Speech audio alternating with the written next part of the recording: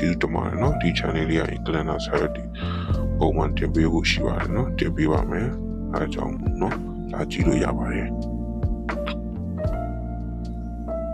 subscribe မနေရသေးရင် subscribe လေးနှိပ်ထားပြီးပါနော် subscribe နှိပ်ထားဖို့မမေ့ပါနဲ့မနေရတဲ့သူက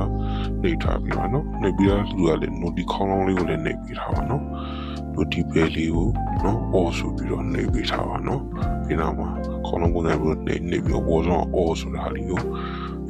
all ဆိုတာလေးကိုချက်နှိပ်ထားပြီးနော်အဲ့ဒါမှဗီဒီယိုတင်တိုင်းစိုးစီစီသိရမှာပါနော်နောက်မကြောက်အောင်ပါ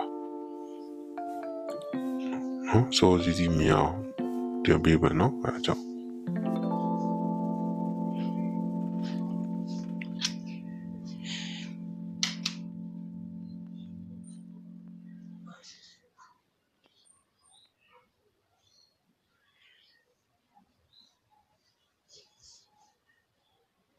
ဒါကနန်းပြီးတော့ဖြူမဟုတ်ပါဘူးနော်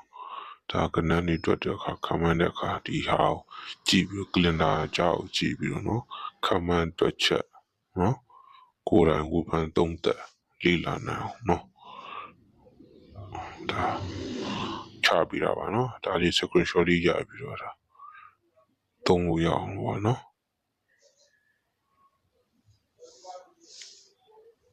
နဲ့နေမကောင်းတော့လို့ရှိရကလေးကနေရ3ရက်လောက်ဖြတ်သွားတာလေးရှိတယ်အားလုံးလည်းတောင်းပန်ပါတယ်နော်ဒါ